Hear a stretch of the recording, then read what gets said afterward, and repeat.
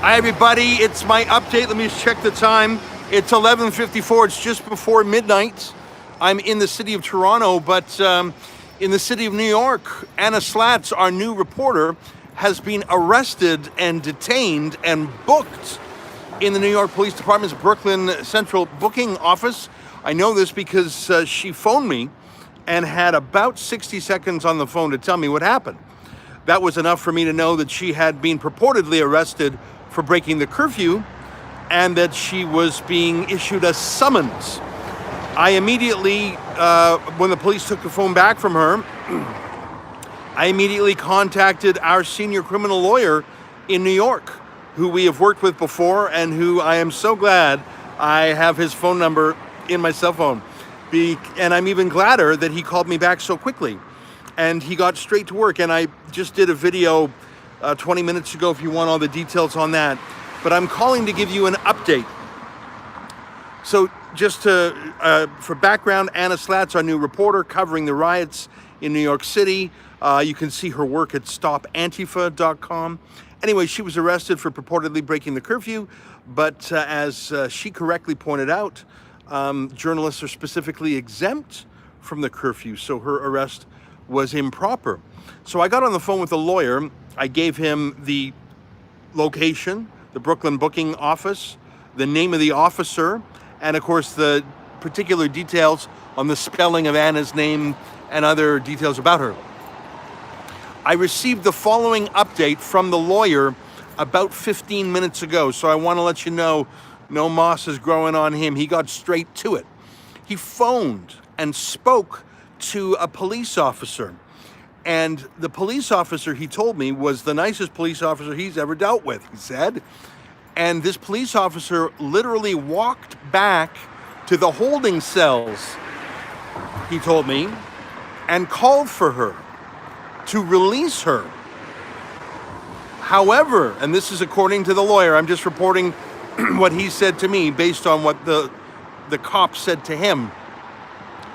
Reportedly, Anna could not hear or could not answer when this cop went back to ask for her. Now, I don't know why that is. I can only imagine how noisy it is. Our lawyer thought that perhaps that she had not actually been put in the cell yet, and maybe it was in a bus. Apparently there were 3 buses being unloaded, everybody in the same situation. So the lawyer said that that was our best hope for an immediate release, to have that cop walk back and get Anna out immediately by calling her name and basically setting her free and saying, yeah, it was a mistake, sorry about that, go. According to the lawyer, that just didn't happen because he says the cop said she didn't hear or she didn't respond when her name was called. I'm going to take that at face value. This is double hearsay for me, right? I'm just on the phone with the lawyer who's listening to what the cop said. So what now? Well, the lawyer says that Anna will likely... Oh, and also the lawyer said that Anna had not actually been booked into the system properly. I don't know exactly what that means. I imagine that a report was not typed up and filed and logged in the computer. That's my layman's understanding of what that would mean. So here we are. I'm just going to check the time. It's 11:57 Eastern time. So Anna has been detained for about 90 minutes, but we have had a lawyer make contact with the cop shop and made the case that Anna was improperly arrested. And if the cops, if the officer who answered the call is to be credited, it sounds like they did try to call her and release her, but that didn't happen. And I'm going to take that at face value. So what does the lawyer says happens now? The lawyer says that once she is booked, she will likely be released with a summons to appear. So she must remain in a holding cell for 2 or 3 hours is what the lawyer predicted. Now the holding cell is gender segregated. So men and women are not in the holding cells together, although the lawyer didn't know if the buses were segregated, although it sounds like Anna had made it in good order to the cop shop.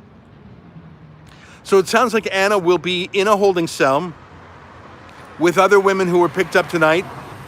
Most likely all of them for the same thing, violating the curfew. Maybe some of them for rioting, I don't know.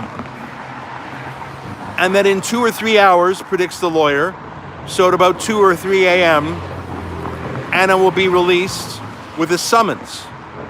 However, the lawyer says, given that the arrest sounds like it was improper, because there is a specific exemption in the curfew for journalists, the lawyer says that we will most likely be able to beat the rap without even a court appearance, that it might even be able to be done by writing or by phone with the prosecutor, which I imagine is the case. So it sounds to me like the cops were just sweeping everybody up and didn't care to discern or discriminate amongst them. They just packed them all in the buses, took them all to the police station in Brooklyn, and they'll be sorted out over a course of time. But what I heard from the lawyer, who got right on it, I got to give him credit. He returned my call in 5 minutes. He made his first contact with the police booking center very quickly, and then he had a substantive conversation and he reported it back to me very quickly. I honestly have never seen a lawyer move that fast in my life, and I'm so very pleased. However, it's not fast enough, obviously, for Anna, who is, if I am guessing correctly, sitting in a holding cell in Brooklyn waiting to be processed. And by that I mean she'll be given a summons and told, you can go now, come back on such and such a date. Like I say, our lawyer doesn't think that date will ever come because it'll be thrown out before then. Now, all of this, my lawyer told me in our earlier call, is complicated by the fact that the whole city's in a riot, and second of all, that there are still pandemic rules on what's where and who's what and who's allowed to go where. So things are more difficult than normal. And the lawyer says it sounds like it's just pandemonium at the police station. So that's my report. Again, you now know every single thing I know. I'm going to stay up. I sent an email to Anna. Obviously, she can't read it now because I presume her phone is checked in like a locker or something by the police.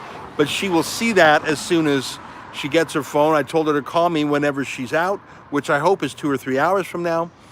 And I sent her actually a little memo that I copied to the lawyer, basically crystallizing everything in our conversation.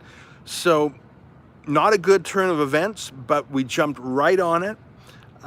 Sounds like she'll be out in a few hours tonight, and that there will be nothing graver than a few phone calls and letters, and the whole matter will be dropped. Obviously, we have to pay for the lawyer, and he's not cheap, but he's worth every cent. Like I say, I've never seen a lawyer be so enthusiastic at 11 p.m. when he gets a phone call from a Canadian calling down to New York saying, oh, by the way, we got a little trouble. Can you help me out? Oh, he didn't hesitate. He jumped right on it, and he got straight to work, and he called me, and he reported me immediately. Frankly, I'm so delighted with how this lawyer has handled this, and I look forward to paying his bill. However, if you can help me pay the bill, which I have no idea how big it'll be, and of course there's tonight's work, and then there's the work to get the summons thrown out, and there may be other mop-up work I don't know about yet, you can go to saveannaslatz.com. And I don't know if it's going to be $2,000 or $3,000 or $5,000, but it's going to be money. But that's what we do. That's what we do at The Rebel. As you know, our reporters sometimes get into trouble. It's usually caused by other people, but we defend our people all the way. And Anna's done such a great job over the past few days. She was in Washington the last 2 days, and she was in New York today. Her work speaks for itself. You can see it on our website, rebelnews.com, or we have a compilation page at stopantifa.com, where you can see all her reports from Washington. I don't know if we put up her New York report yet, but that's it for me. So it's just after midnight. I'm going to stay up, obviously. I'm eager to talk to Anna, eager to make sure she's out of jail and A-okay, and that nothing happened to her other than a bit of a fright, maybe. I think that's how it is, but we'll only know by talking to her. And I think she's done a great job, and the least we can do is get her out of there as soon as quickly possible. So that's it for me. Thank you for tuning in for my second emergency broadcast tonight. There's a chance I'll do an update if I hear from her at 2 or 3 a.m. I might not do that. I might just wait till the morning to give you a YouTube update. And that's it for me. So thanks for your help. Good night. And go to saveannaslats.com if you want to help. Bye, everybody.